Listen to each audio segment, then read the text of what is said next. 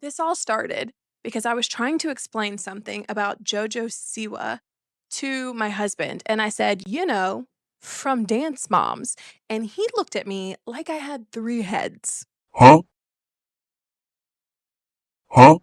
He had no clue who JoJo Siwa was.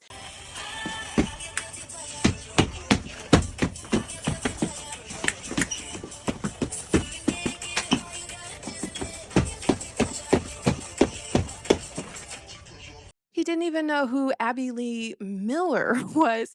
She deserves nothing. Don't have an attitude that you are entitled in this world. You are not. You deserve nothing else. You earn it. You can't stand here and cry. I want no crying children. Didn't even know what Dance Moms was. I'm going to fix that. For my husband, and for anyone else who somehow missed one of the most chaotic, controversial reality shows ever made. Hi, friend. Welcome to my channel where I often overthink and over-explain things in order to start thoughtful conversations about culture, media, and nostalgia. Thanks for joining me today. So today we are not just doing a standard recap, because when you look back at Dance Moms today, especially as a parent, because I am a parent, it just hits very differently. This wasn't just a dance show, it was a show about the exploitation of kids, about stage moms chasing their own dreams through their daughters, and about the dark parts of our culture that love to watch women and children compete and suffer on camera. Let's start at the beginning. What exactly was Dance Moms? Remember, you are stepping on the stage for the very first time as the Abby Lee Dance Company. You're the chosen ones. You're getting to dance with Maddie. You were the kids that I selected from all of those kids. That's a big deal. A really big deal. Let's go. Well, Dance Moms premiered on Lifetime in 2011 at the peak of reality TV's obsession with competitive kids. Side note, if you are familiar with the show, doesn't this seem like a TLC show? If you had asked me on the spot before I started research for this video, sorry, I just kicked my camera. If you had asked me on the spot, I would have said this sounds like something TLC would do. Anyways, the show followed Abby Lee Miller, a tough, often cruel dance teacher, and the moms and young dancers at her Pittsburgh studio, the Abby Lee Dance Company. Each week, the girls would compete in regional competitions, while the cameras captured every tear, every tantrum, and every argument between the moms, between the kids, and even between Abby herself. The show ran for 8 seasons, launched several child stars, and became a cultural phenomenon with viral moments, memes, and also lots of controversy. It's also become the cautionary tale about what happens when kids become reality TV fodder. And that brings me to the heart of today's video. Dance Moms wasn't just a guilty pleasure, it was and still is a case study in how the entertainment industry exploits minors for profit. So let's talk about the kids, because here's the thing: the emotional breakdowns, the public shaming, the physical exhaustion, those weren't bugs of the show, they were features. The producers wanted conflict, they wanted tears, and they had no qualms about getting it from children. Abby's teaching methods were extreme: yelling, belittling, isolating. One of the show's signature moments was something called the pyramid, and it was a weekly ranking. It was a weekly ranking of the dancers. And keep in mind, when I say dancers, I mean young children. So it was a weekly ranking of the dancers where Abby would literally stack photos of the girls from top to bottom in front of the group, announcing who was her favorite each week. Okay. We have JoJo. You were 5th in the competition. You're 5th on the pyramid. Sometimes you act like a 5-year-old. Maybe 5 is your lucky number, or not so lucky number. The rankings changed constantly, and favoritism was used to pit the girls against each other, and sometimes even against their own parents. And it wasn't just emotional abuse. The physical demands were brutal. I thought she broke a bone. Oh, it must really hurt. He just fell. She has a buckle fracture. So tape the toe together. And down she goes. I don't think Brooke's gonna do her solo. Everyone's replaceable. These This kids danced for hours on end, sometimes with injuries, with little regard for their long term health because the cameras had to roll. Many of them were as young as 6 or 7 years old. And as someone who has a child who is 6, about to become 7, I just can't even fathom subjecting them to a life of this kind of stress. But, anyways, so they're subjected to stress and performance pressure, which is more appropriate for an adult or a professional athlete. And when they break down in tears, well, that just makes for better TV, doesn't it? And here's where it gets even murkier. Reality TV has long operated in this legal gray space when it comes to child labor laws. In California at the time, the strongest protections applied to scripted shows. So think Disney Channel, where child actors had union contracts, on-set teachers, and restricted hours.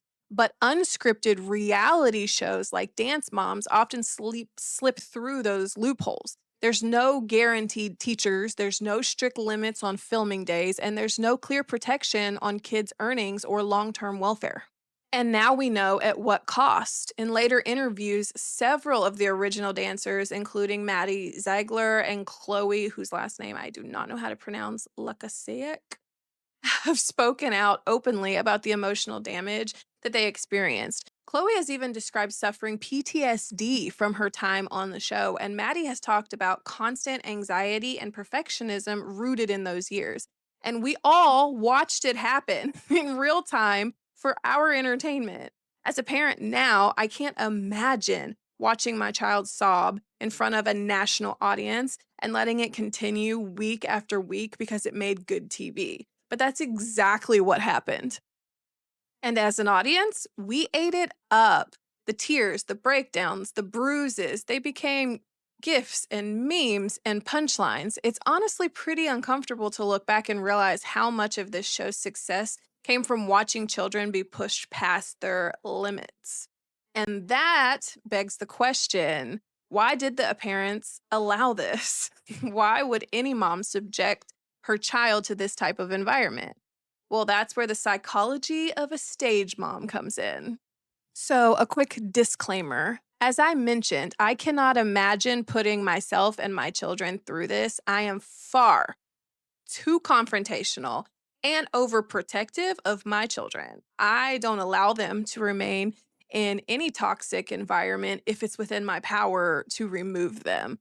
But here's the other thing, I am also a firm believer that any person is capable of any decision given the right circumstances and conditioning. So I am not here to mom shame, but the show is called Dance Moms. The show is actually about the mothers. Well, it's supposed to be about the mothers. It's Dance Moms. So I think that means we get to be as critical as we want about the actions and decisions that are on display here. So my goal is to simply examine the motives and the mindsets involved. She said, Mom, just tell me exactly what to say. I feel so sorry for your patience. I'm not really worried about your assessment of me. I don't deal with dissociative identity disorder in my practice. Oh, wow. Oh, you just got diagnosed. Shut you out because they're moms. I know how to accept you. Mom, they're bullying you. Mom. She has feelings. Mom, stop. She has feelings. She has feelings. They're not bullying. She has feelings. They're not doing anything wrong. Really? Please ignore me. I don't know. Right to jail, right away. So stage moms aren't new, but Dance Moms revealed something deeper about the psychology behind extreme stage parenting. For many of these women, it wasn't just about their daughter's dance career. It was about their own identity, their validation, their self-worth, their need to matter. Think about it. Many of these moms had given up careers, ambitions, friendships, sometimes entire identities to focus on motherhood. And that just kind of comes with it, learning how to navigate those types of changes. But the dance world, with its hierarchy and its competitions and its social capital, this became their primary arena for achievement. Success for their child became synonymous with their own value. If their daughter won, they won. If their daughter was favored by Abby, they felt seen. Honestly, I mean, when you watch it again, it seems like many of them wanted Abby's approval more than their kids did. If their daughter lost, it wasn't just disappointing, it was a blow to their personal identity. Imagine tying your entire sense of worth to whether a 9-year-old sticks her triple pirouette. No pressure, sweetie. No pressure. And another little side note, because right now we're talking about dance moms, but don't get me started on sport culture. Because sure, there may not be as many cameras, but the way some of these coaches be talking to these little athletes is disgusting. Like, it's not just the women. We're talking about dance moms here, but don't forget the misogyny of it all. So anyways, when you add in the cameras, the stakes multiply. Now there's not just dance moms watching, but the whole country is watching. Their every action, outfit, comment could be judged by millions. The pressure to prove themselves as parents and as people became enormous, I would imagine. How could it not? Combine that with the producers whispering in their ears and encouraging drama and dangling future opportunities, and you get moms acting out in ways they likely never would have imagined before. Anya in her place. No, I never said that. Yes, you most certainly No, did. I didn't, dingbat. Listen, I said, Brooke, is your mother Get speaking your for you? finger Do you out want to of be my face. Girls, out the room. Yeah, you Girls, idiot. out the room. Get off of me. Out the room. Get away from me. Out the room. Girls, out of the room. Who do you think you are? Turn around, Girls, turn out around. the You are room. nuts. All of you. No, Out you're of the room. Now, out of the room. Maddie, you too. All of you out of the room. The competition between them, subtle and not so subtle. You could teach lessons on Warcraft from this. But the sabotage, the desperate need for their children to be the favorite, these behaviors weren't just about dance. They were about survival in a social game that they didn't fully control. And let's be real. If any of us were trapped in a studio 12 hours a day, being side-eyed by Jill and bribed by producers, we might have started throwing drinks too. I would have. There's also the element of trauma cycles at play here. Many of these women grew up in environments that rewarded perfectionism, people-pleasing, and external achievement. And now those patterns were being passed down consciously or not to their daughters. They weren't just chasing trophies, they were chasing healing for old wounds they may not have even recognized. Nothing like generational trauma served with a side of rhinestones. Do you know what I'm saying? And again, there's no shame in that. We all have trauma. This is what their trauma kind of seems to have looked like. We all have to deconstruct it. Christy is so full of herself. She needs to just shut up and be grateful for what Abby does for her and her child. Sorry, I'm a real dance mom, and I will stand here. Why are you yelling at us? I'm not. I'm talking to my friend. Then you're yelling at her. You had too much to drink. You Okay, gotta settle it down. Bitch! Stop, bitch, stop. Aubrey, a day. I think Holly needs to keep Abby in her pocket and not cut her off because Abby has a lot of connections. I mean, Holly's a dance mom. What's she going to do? Human psychology loves conformity. In a group where everyone is tolerating and even encouraging toxic behavior, it becomes easier to rationalize your own. This is a classic social contagion. What once felt extreme can start to feel normal when it's modeled around you consistently. And I say that, again, I'm not here to mom shame. I say that as someone who spent several years in a religious cult. So again, anyone can end up in any situation or circumstance or consequence given the right conditioning and circumstances. So, but anyways, back to the moms. Heaven forbid you're the mom who says, hey, maybe public humiliation isn't good for my 8-year-old. And then you might just get edited out of the show. Just ask Kelly, who was allegedly banned after confronting Abby, or ask Kira, who pulled Kalani mid-season 4 over a contract and injury and was allegedly later portrayed as the problem. And honestly, that mini team experiment, so there were a couple seasons there where they did like little mini teams. Almost all of the new moms allegedly got phased out once they tried to set boundaries. And psychologically, it's heartbreaking that many of these women were chasing a second chance at relevance, at personal success after sacrificing so much for their own families. The harsh truth is exploitation thrives on unmet needs, and Dance Moms was built on a dynamic both for the kids and the mothers. They were built on that dynamic. It wasn't just the moms or Abby or even the producers, though the producers on shows like this can get their own video because heinous, crimes, straight to jail. But anyways, we can't just blame the moms, Abby, and even the producers for creating this cycle. The reason why Dance Moms was such a massive hit was us, the audience.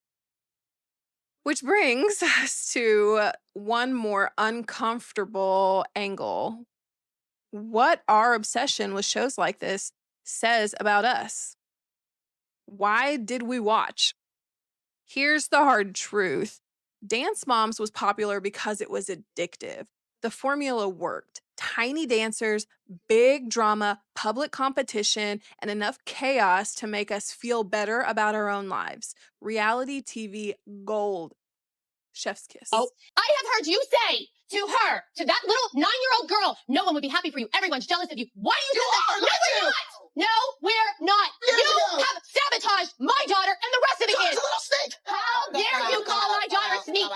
She's not a sneak. You're a sneak and a snake. In 5 years, she might not be talented anymore. Look at her. Again, we're Don't friends. say my daughter isn't talented And anymore. that's not what I just said. Just said in 5 years she might not be talented anymore. She Look is at her. very She may be talented. hurt. She may never Everybody's dance again. talented. Everyone in this room is talented, and if you really You're not.